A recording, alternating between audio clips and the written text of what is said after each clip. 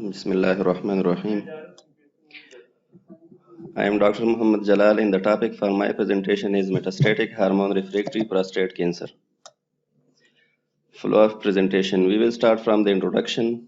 We'll go to the symptoms of prostate cancer, then etiology and risk factors, pathology and pathogenesis, epidemiology and incidence, then mortality, what are male sex hormones, stimulation of prostate cancer by hormones, types of hormonal therapy for prostate cancer, how hormonal therapy treats prostate cancer, evaluation of hormonal therapy for prostate cancer, what is metastatic hormone refractory prostate cancer, mechanism of development of hormone refractory prostate cancer, metastasis to other organs, management of metastatic hormone prostate cancer, ECOG performance status, and American Urological Association guidelines for the metastatic hormone refractory prostate cancer.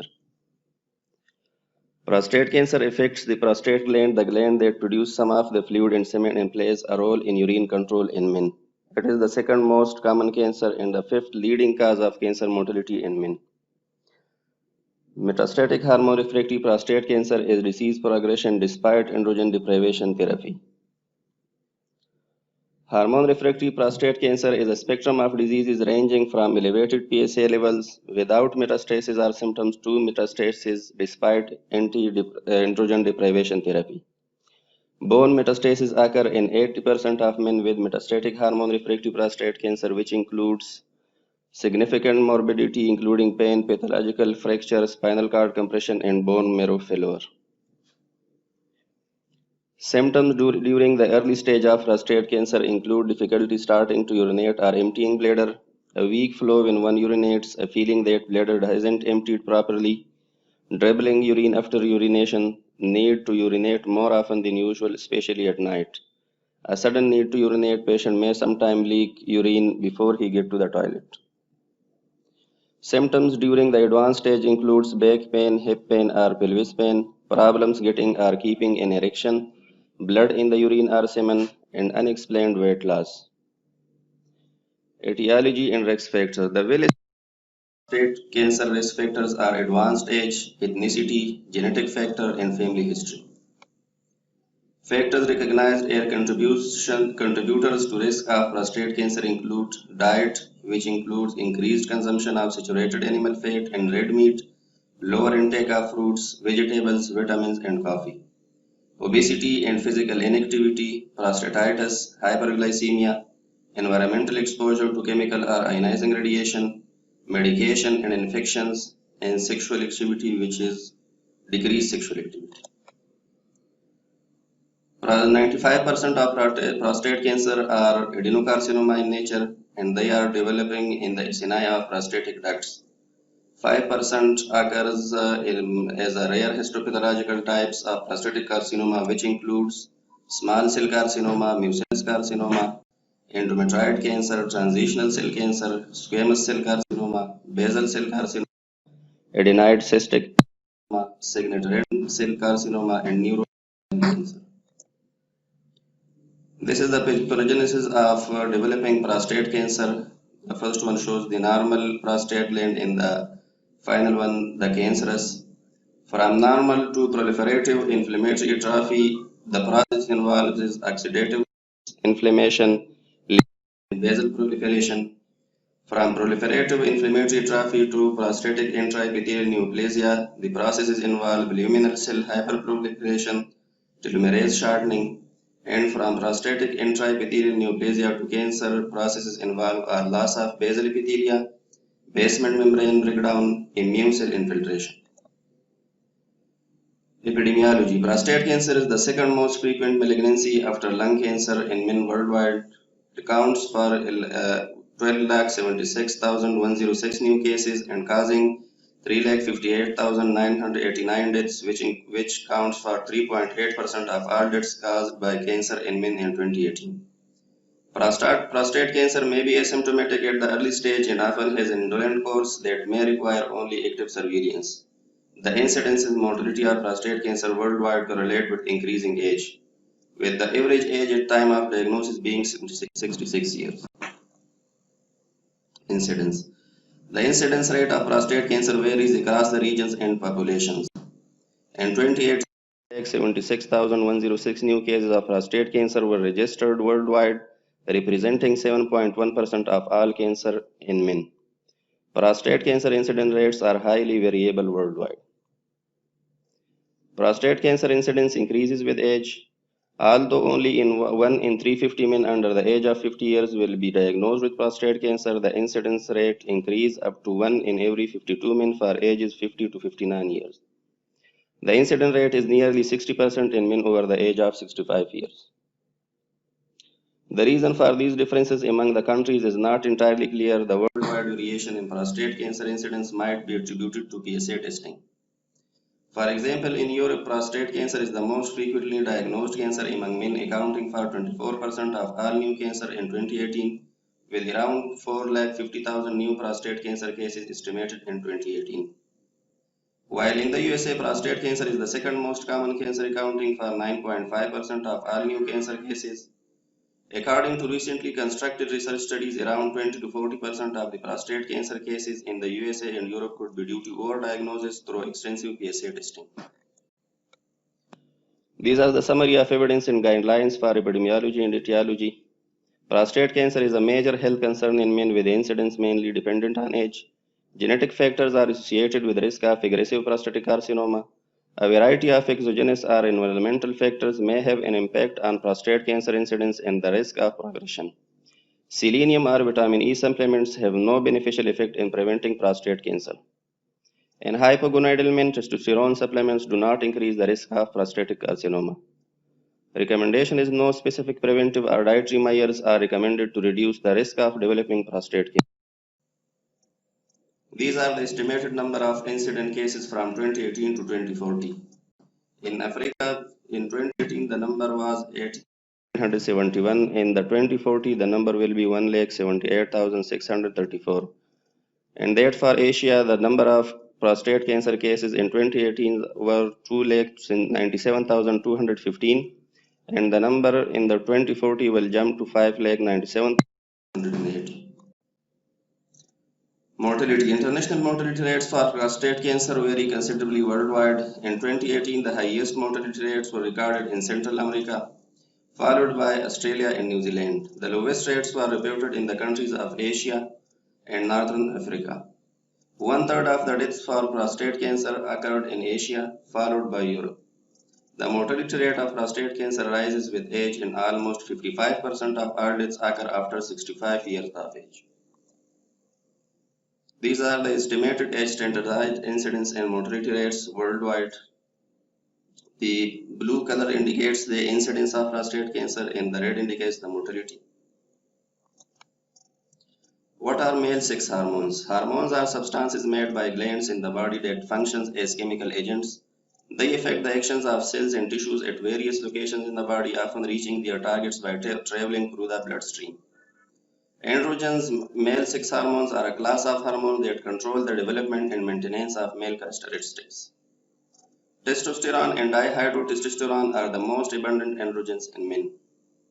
Almost all testosterone is produced in the testicles. A small amount is produced by the adrenal glands. In addition, some prostate cancer cells acquire the ability to make testosterone from cholesterol. How do hormones stimulate the growth of prostate cancer? Androgens are required for normal growth and function of the prostate, a gland in the male reproductive system that helps make semen. Androgens are also necessary for prostate cancers to grow. Androgens promote the growth of both normal and cancerous prostate cells by binding to and activating the androgen receptor, a protein that is expressed in prostate cells. Once activated, the androgen receptor stimulates the expression of specific genes that cause prostate cells to grow. Early in their development, prostate cancer need relatively high levels of androgen to grow. Such prostate cancer are called castrate-sensitive, androgen-dependent, or androgen-sensitive because treatments that decrease androgen levels or block androgen activity can inhibit their growth. Prostate cancers treated with drugs or surgery that block androgens eventually become castration or castrate-resistant, which means that they can continue to grow even when androgen levels in the body are extremely low or undetectable. What types of hormone therapy are used for prostate cancer? Hormone therapy for prostate cancer can block the production or use of androgens. Currently available treatments can do so in several ways. Reducing androgen production by the testicles, blocking the action of androgens throughout the body, block androgen production and synthesis throughout the body. There are four general forms of androgen deprivation therapy. First one is ablation of androgen source, which include archaeectomy.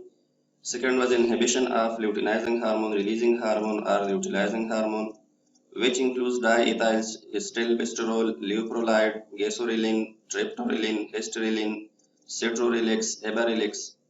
Inhibition of androgen synthesis includes aminoglutamide, ketoconazole, and androgens include cyprotein, acetate, flutamide, biglutamide, and glutamide.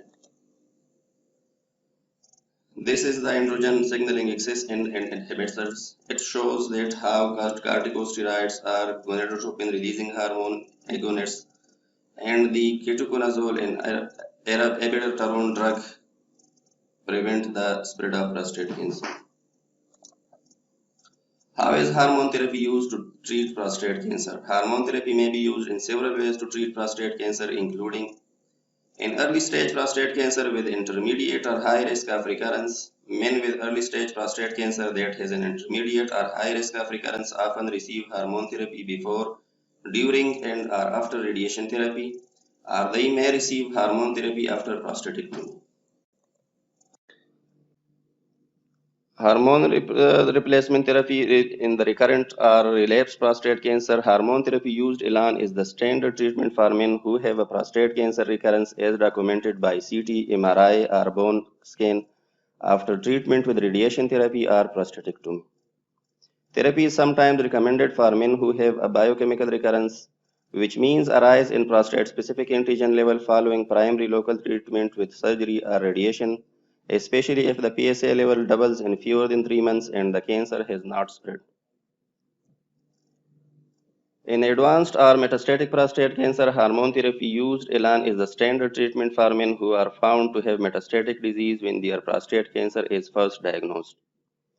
Palliation of symptoms. Hormone therapy is sometimes used alone for palliation or prevention of local symptoms in men with localized prostate cancer who are not candidates for surgery or radiation therapy. Such men include those who with a limited life expectancy, those with locally advanced tumors, and are those with other serious health conditions. How will I know that my hormone therapy is working?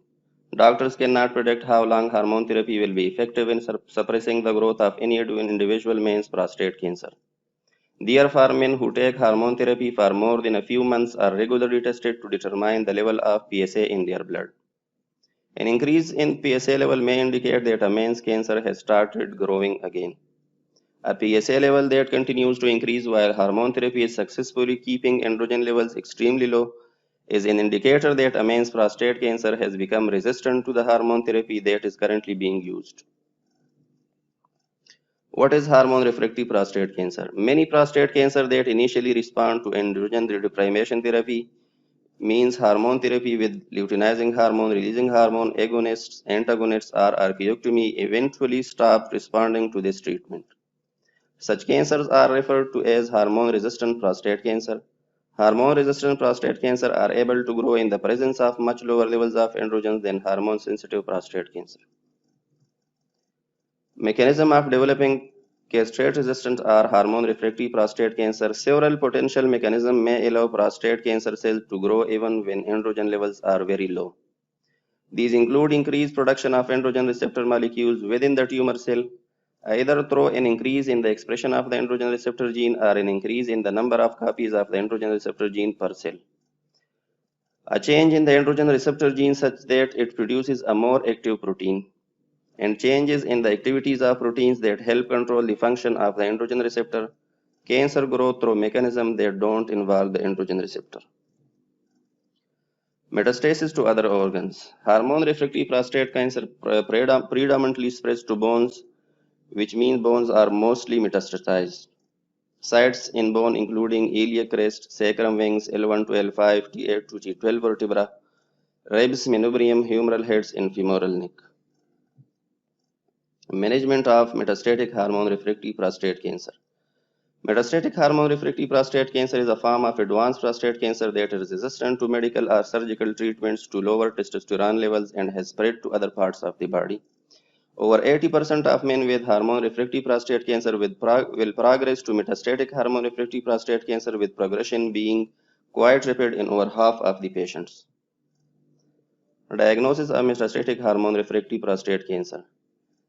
Castrate serum testosterone less than 50 nanogram per deciliter or 1.7 nanomole per liter plus either a biochemical progression or a radiological progression. Biochemical progression is 3 consecutive rises in PSA 1 week apart, resulting in 250% increases over the nadir. Nadir is the lowest level of PSA after the completion of the therapy, and a PSA more than 2 nanogram per ml. Our radiological progression includes the appearance of new lesions, either 2 or more new bone lesions on bone skin or a soft tissue lesion using RECIST. Guidelines for screening and early detection do not subject men to prostate-specific antigen testing without counseling them on the potential risks and benefits. Offer an individualized risk-adapted strategy for early detection to a well-informed man in the life expectancy of at least 10 to 15 years. Offer early PSA testing to well-informed men at elevated risk of having prostatic carcinoma. Those include men more than 50 years of age, men more than 45 years of age and a family history of prostate cancer, men of African descent who has more than 45 years of age, men carrying BRCA2 mutations and having more than 40 years of age. Offer a risk-adapted strategy based on initial PSA level with follow-up intervals of 2 years for those initially at risk. Those include men with a PSA level of more than 1 nanogram per ml at 40 years of age, men with a PSA level of more than 2 nanogram per ml at 60 years of age. Postpone follow-up to 8 years in those not at risk. Stop early diagnosis of prostate cancer based on life expectancy and performance status. Men who have a life expectancy of less than 15 years are unlikely to benefit. Guidelines for the clinical diagnosis of prostate cancer: perform transrectal prostate needle biopsies under antibiotic protection. Use a local anesthetic by periprostatic infiltration for prostate needle biopsies. Do not offer non-targeted transition zone sampling at initial biopsies due to low detection rates. Ensure that prostate core biopsies from different sites are submitted separately for processing and pathology reporting. What are the treatment options for hormone-refractory prostate cancer? A combination of drugs and other treatments can slow the progression of hormone-refractory prostate cancer even if it has metastasized. These include new hormone treatments, chemotherapy, immune therapy, and treating bone tumors. New hormone treatments. 2 relatively new hormone therapies have shown promises for metastatic hormone-refractory prostate cancer. In clinical trials, men lived longer while taking these drugs even in men previously treated with chemotherapy. These include abiraterone. This medication is taken in pill form and is administered with a prednisone, a powerful anti-inflammatory medication, and enzalutamide. This medication is also taken as a pill. Chemotherapy. Some men with metastatic hormone-refractory prostate cancer are offered chemotherapy drugs which kill cancer cells directly. Common chemotherapy medication for treating metastatic hormone-refractory prostate cancer include docetaxel plus the corticosteroid prednisone, cabazitaxel plus prednisone, and metoxantrone. Immune therapy. In this approach, WBCs are harvested from the patients and use them to create a vaccine unique to that patient. This vaccine, the vaccine injected in the bloodstream of the patient to help patient's immune system attack prostate cancer cells. The anti-cancer vaccine is called Sipuleucel-T. Treating bone tumors. Metastatic prostate cancer frequently spreads to the bones. Bone tumors can cause fractures and severe pain. Treatment for bone tumors is palliative. That means it's intended to minimize symptoms rather than to cure the disease. They include external beam radiation, denosumab, and radium-233. AUA, American Urological Guidelines, amended 2018. These are the ECOG performance status. Asymptomatic, they include 3 index patients. Number 1 is the asymptomatic or minimally symptomatic metastatic hormone-refractory prostate cancer with no prior docetaxel chemotherapy. These patients are characterized as having a rising PSA in the setting of castrate levels of testosterone, documented metastatic disease on radiographic imaging, and no prior treatment with docetaxel chemotherapy for hormone-refractory prostate cancer. The key distinction between this patient and the index patient 2 and 3, which is coming in next slide, is symptom status. Specifically, this patient is defined as having no symptoms attributable to his prostate cancer. However, one must then consider whether the patient required regular opioid pain medications for symptoms thought to be attributable to documented metastasis to achieve this level of pain control. In general, if patients require regular narcotic medications for pain relief, they are not included in this category. Clinicians should offer abiraterone plus prednisone, enzalutamide, docetaxel as Sipuleucel T to patients with asymptomatic or minimally symptomatic metastatic hormone-refractory prostate cancer with good performance status and no prior docetaxel chemotherapy. Clinicians may offer first-generation anti-androgen therapy, ketoconazole plus steroid, or observation to patients with asymptomatic or minimally symptomatic metastatic castrate-resistant prostate cancer with good performance status and no prior docetaxel chemotherapy who do not want or cannot have one of the standard therapies. Symptomatic metastatic castrate-resistant or hormone-refractory prostate cancer with good performance status and no prior chemotherapy index patient 2. These patients having a rising PSA in the setting of castrate levels of testosterone, documented symptomatic metastatic disease on radiographic imaging and no prior history of docetaxel chemotherapy for prostate cancer. The definition of symptomatic disease warrants additional explanation to contrast with index patient 1. First, the patient must have symptoms that are clearly attributable to the metastatic disease burden, not any other medical condition. Second, if having pain, the patient should require regular opiate pain medications for symptoms attributable to documented metastasis in order to achieve an acceptable level of pain control. If patient requires regular narcotic medications for pain relief, then they are symptomatic from their prostate cancer and should be included in this category. Clinicians should offer abiraterone plus prednisone, enzalutamide, or docetaxel to patients with symptomatic metastatic hormone-refractory cancer with good performance status and no prior docetaxel chemotherapy. Clinicians may offer ketoconazole plus steroid, metazentrone, and radionuclide therapy to patients with symptomatic metastatic hormone-refractory prostate cancer with good performance status and no prior docetaxel chemotherapy who do not want or cannot have one of the standard therapies. Clinicians should offer radium-223 to patients with symptoms from bone metastasis from metastatic hormone-refractory prostate cancer with good performance status and no prior docetaxel chemotherapy and without known visceral disease. Clinicians should not offer treatment with either astatocin or Sipuleucel T to patients with symptomatic metastatic hormone-refractory prostate cancer with good performance status and no prior docetaxel chemotherapy. Symptomatic metastatic castrate-resistant prostate cancer with poor performance status and no prior docetaxel chemotherapy. Index patient 3. Clinical trials have generally excluded patients with a poor performance status ECOG 3 to 4 from participation. Thus, most data regarding management of such patients is extrapolated from randomized trials of eligible patients who had a better performance status, as well as from some smaller trials and registries. Even a phase 3 clinical trial that was presumptively designed for a population considered unfit for docetaxel still only allowed a performance status of ECOG 0 to 1. However, treatments with acceptable safety profiles for an increasing emphasis on a patient's quality of life and concentrate on symptom management. Treatment given in the last month of life may delay access to end-of-life care, increase cost, and add unnecessary symptom management. Patients with poor performance status ECOG 3 or 4 should not be offered further treatment. Clinicians should offer palliative care to patients with metastatic hormone-refractory prostate cancer with poor performance status who received prior docetaxel chemotherapy. Alternatively, for selected patients, clinicians may offer treatment with abiraterone plus prednisone, enzalutamide, ketoconazole plus steroid or nuclide therapy. Clinicians should not offer systemic chemotherapy or immunotherapy to patients with metastatic hormone-refractory prostate cancer with poor performance status who received prior docetaxel chemotherapy. Guideline statements on bone health not specific to any one index patient. Several factors conspire to place the average patient with metastatic prostate cancer at a higher risk of bone complications. First, the median age of onset of the disease is in the late 60s, meaning that the average patient with metastatic disease may be in the 70s or beyond. Clearly, a population at risk of physiologic age-related decreases in bone mineral density. Secondly, a primary therapeutic intervention in patients with recurrent disease, androgen deprivation therapy is associated with progressive loss of bone mineral density, not infrequently to the point of measurable osteopenia or frank osteoporosis, increasing the patient's future fracture risk even in patients with non-metastatic disease.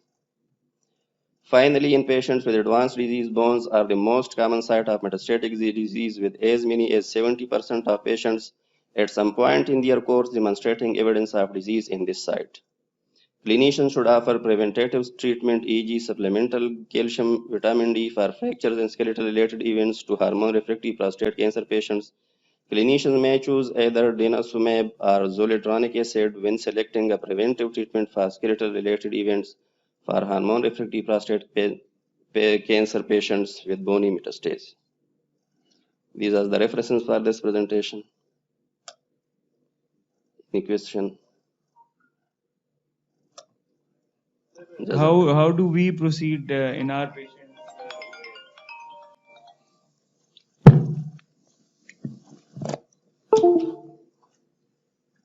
Topic was metastatic prostate cancer or general prostate cancer? Metastatic. Okay.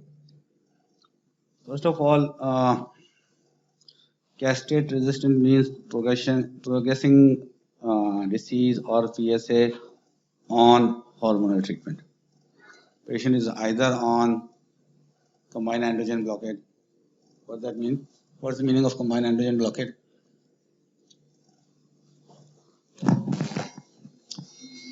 Combined androgen blockade का क्या मतलब है? Anybody? Testis and the adrenal glands together.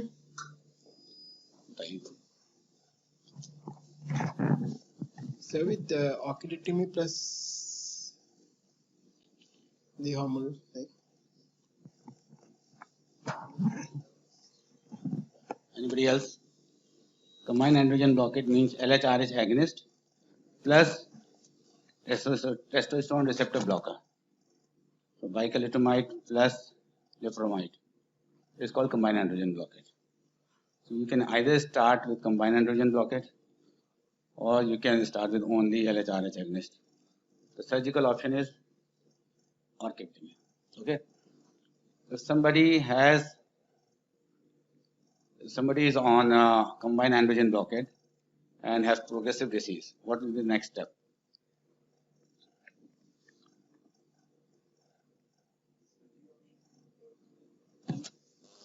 What's the difference between surgical castration and medical castration? भाई ऐसे होता है ना? Your concept should be clear that how to proceed and what to do. That is why sir is asking all these questions.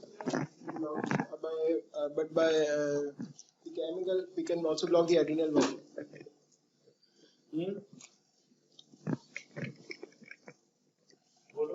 So by surgical, we can only block the production from the testes. Okay. But by chemical, we can block from the adrenal as well, although it's minimal. How you are blocking adrenal? From Do you give any drug which blocks adrenal? okay, so for combined androgen blockade, you don't block adrenal. You block testosterone receptors directly. So wherever testosterone is produced, it's not going to act on the testosterone receptors. So if someone is combined androgen blockade and has progressive disease, what will be the next step?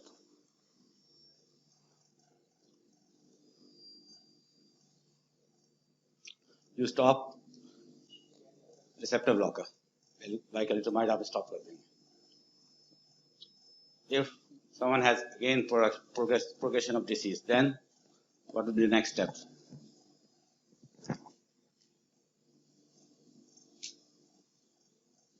अब castrate resistant हो गया ना? या hormone resistant. तो next step आप क्या करेंगे? जो पूरी कहानी सुनाई जा सकती है.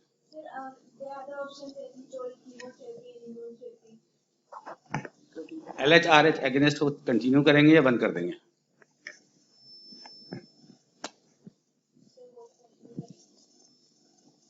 Anybody else?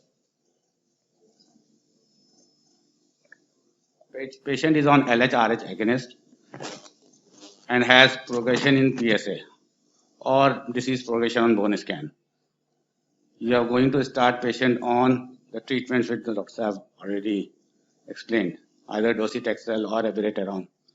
Are you going to continue with LHRH agonist or you are going to stop LHRH agonist? The disease is progressing on LHRH agonist. Why? The disease is progressing on LHRH agonist. क्यों continue करेंगे? Sir, the purpose is that the peripheral वो है conversion है इसकी testosterone बनने की उसको जो है ना क्लोज करने के लिए. So you have to continue with LHRH agonist or you do surgical castration because there is a subset of disease which is blocked by the hormone. If you stop antagonist, LHRH agonist, then the disease will progress. That hormone sensitive disease is going to progress. So you continue with LHRH agonist or you do surgical castration, and plus you can add all these medications which has been told. The second thing is regarding abiraterone and enzalutamide. These are very costly medications.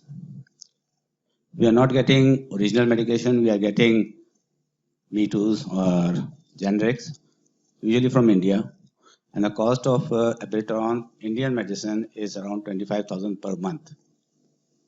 And cost of enzalutamide per month is about 150,000. It's very difficult to afford these medications.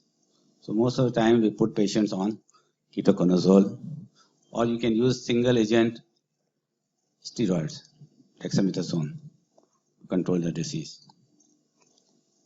Okay. Few things you want to add? Molecular. BRCA2 होता है क्या? जो BRCA2 इन्होंने कहा था. Anybody knows what is BRCA2?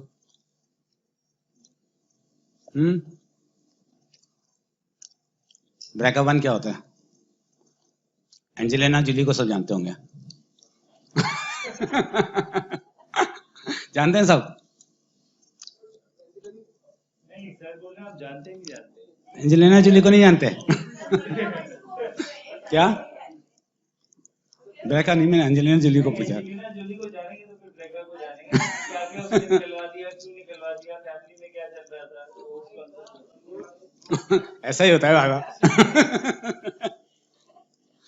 Both are basically mutations are related to the development of CSH and ovarian. And I guess BRCA1 is 85% in the breast cancer. If someone has BRCA1 mutation, then there is a risk of about 85% developing breast cancer and ovarian cancer. In BRCA2, there is high risk of developing prostate cancer. So if the patient has a family history of BRCA2,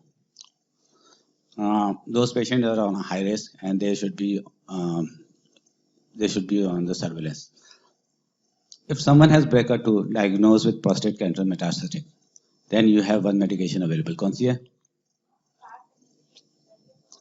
PARP inhibitor कहता है. ओलापेरेब बहन. दो medications हैं. Available नहीं है पाकिस्तान में, but Olaparib is given in all patients having homologous recombination repair gene deficiency, including CHEK2, ATM, BRCA1, BRCA2, RAD51D. All these we can use olaparib as a PARP inhibitor, but rugoparib is only used in BRCA mutations. the second thing is MSI testing. Microsatellite inhibition. वो भी testing होती है अगर उस किसी में microsatellite क्या हो? Instability. Stable हो तो नहीं. Instability. Instability हो तो फिर क्या देंगे आप? उसमें pembrolizumab है. ठीक है. तो ये क्या है? What are these Immune medications? checkpoint inhibitors. Immune checkpoint inhibitors. You do immunotherapy. This is a different immunotherapy which we can use. So these are the two medications which are used for specific genetic abnormality. So targeted medicine. The other thing which was missing was lutetium treatment. Lutetium is basically, I think, Bhutto साहब ज़्यादा बेहतर बताएंगे lutetium के बारे में. Lutetium is a nuclear medicine. Actually, lutetium is a systemic radiation. It is a radiopharmaceutical, lutetium-77. Previously, we are using the radium that was mentioned in the presentation strontium, but now lutetium is more specific. So nowadays they are using the lutetium.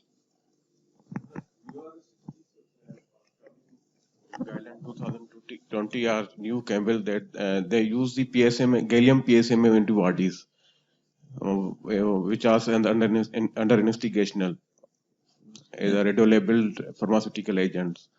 There are a lot of radiopharmaceuticals under investigation, but this one is approved and it's available in Lahore.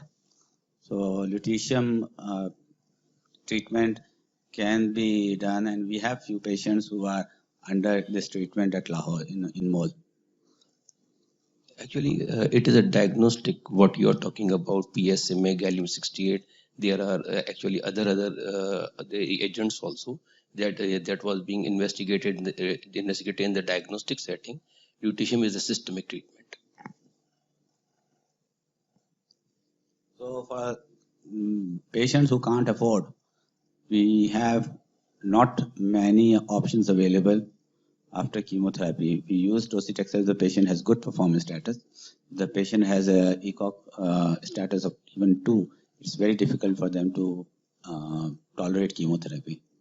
So other options we have are basically ketoconazole, DES. DES is also not available. So we have very few options available. So we go for palliative symptomatic treatment rather than treatment of the disease.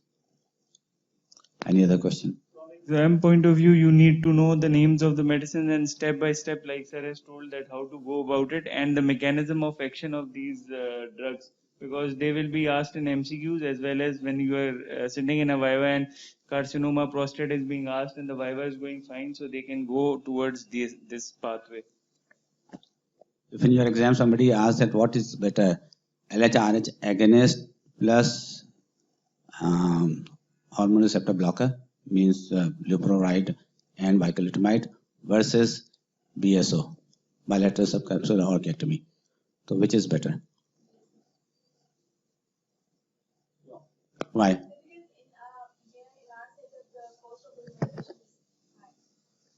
What are the disadvantages?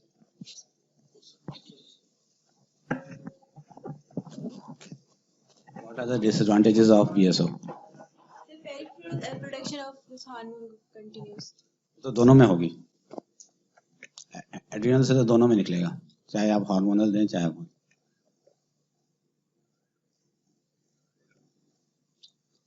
The main disadvantage is psychological.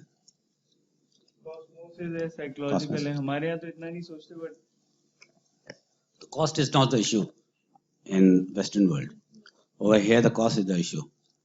Each injection of LHRH agonist cost about 20,000-30,000 every 3 months. So cost is the issue.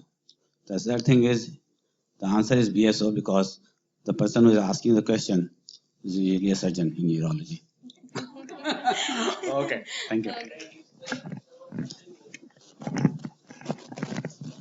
Sir, all these agents and the radiopharmaceutical, they are going to increase the survival, or they are only have some increase in the quality of the life and a good survival just for the residents?